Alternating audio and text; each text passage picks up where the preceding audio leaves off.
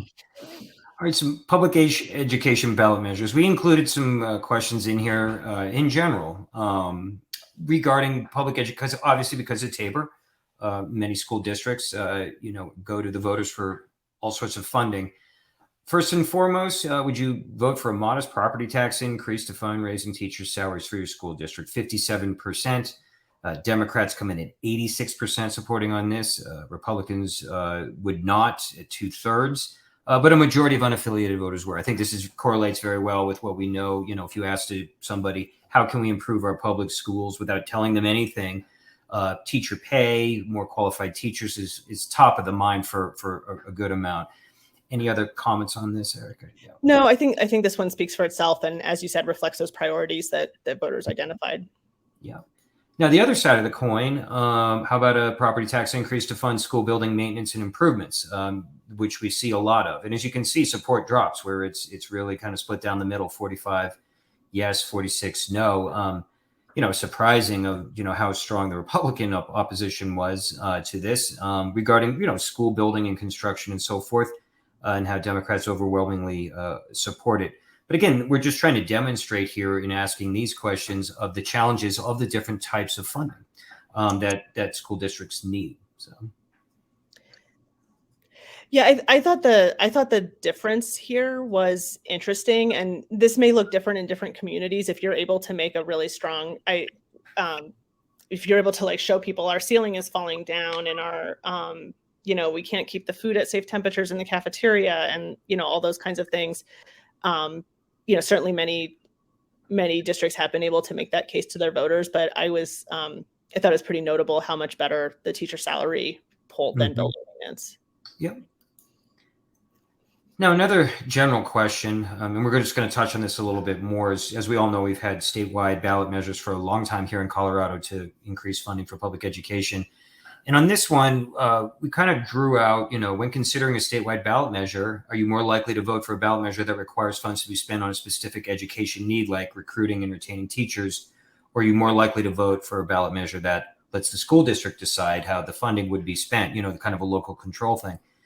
And as you can see, this didn't surprise us very much because we do a lot of ballot measure surveys, is that, they want specifics. They want the money to go directly towards something. And support wanes for these ballot measures when it's sort of, we'll give you money and then, let the school districts decide. Now, I'm not saying that they don't trust the school district because, they're not going to do a good job with the money. It's just voters in all areas. And this is even outside the public education area for like local government or a special district, such as a fire district, a recreation district, or a library district under TABOR in Colorado. Voters like details and they like the money, kind of single subject. It's going to go to this rather than, heaven forbid, it's going to go to something that they may not support. So this didn't surprise us that much. Clearly, specifics are helpful when putting together or crafting a ballot measure for, whatever funding need. So. Yeah, I think when we see the difference where many school districts are successful in passing mill levy overrides or bond measures versus, whereas at the state level, there's just going to say, there's been failure after failure to pass statewide ballot measures. And what we generally hear is that voters have a big concern with these statewide measures, that the money's not going to go where they think it's going to. And partly that's a distrust of state government, whereas they feel like in their local government, there's that closer touch. They can see the need. And I think they also feel like they can hold those local boards accountable. And so in that sense, I think it's not surprising that we would see more interest in something that went to a specific need. But I just think given how much partisan divide and polarization we saw in so many other responses, I think it was also interesting, like how uniform and consistent this was. This is another question that we asked that was a little bit more relevant where some ballot measures we're working through. Would you support or oppose a statewide ballot measure to fund public education that would keep a portion of future TABOR refunds? 41 would support, 30% would oppose. Here, not much of a difference between the Democrat and Republican divide here, I think. But again, this is, I think everybody knows for the next 2 years, it's anticipated or forecast that we will have TABOR refunds will go out. So this is sort of a relevant question. I'll just leave it at that. Erica, you got Yeah, no, I think you covered it. Yeah.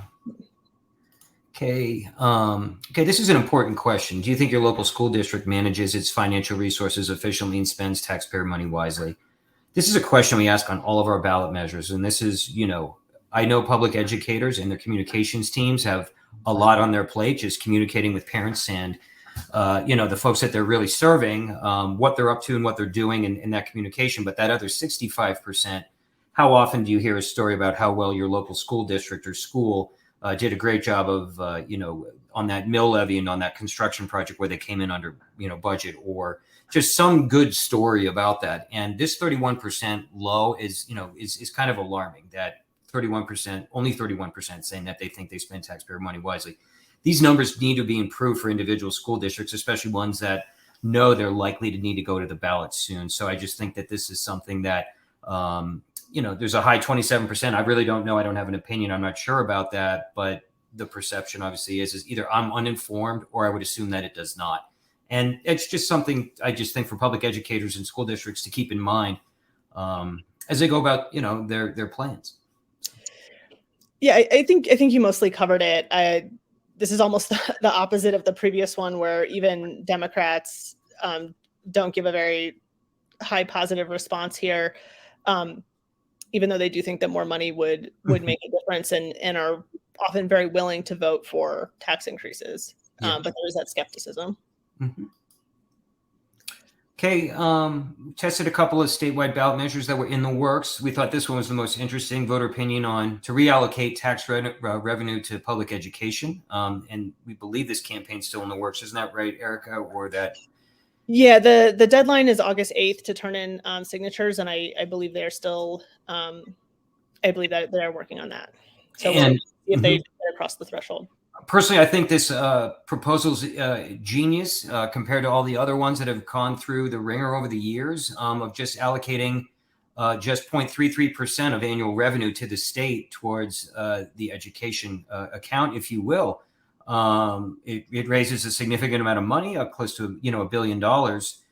It doesn't raise taxes, and it would be shielded from TABOR. And the respondents really supported this. I think a big reason why is, one, it doesn't raise their taxes. Now, two, even though it doesn't have those specifics that we talked about earlier of where the money would go, it's just sort of a big lift. And I think what's very clever about this ballot measure is that it's such a small amount of the overall general fund, and it's going to raise such a large amount. That's how I interpret it. And again, you have a majority of Republicans being for this. So I thought that was very telling. Yeah, I thought this was really interesting. This is how people are responding to it before, it's not on the ballot. And if it gets on the ballot, we will see a no campaign that will make arguments that, for example, that it's going to reduce your TABOR refund, which we saw didn't pull well. Mm-hmm. But I thought this was pretty notable given the struggles that the folks who would like to pass a funding measure. I thought this was pretty notable support given the struggles that we've had in the past. Definitely.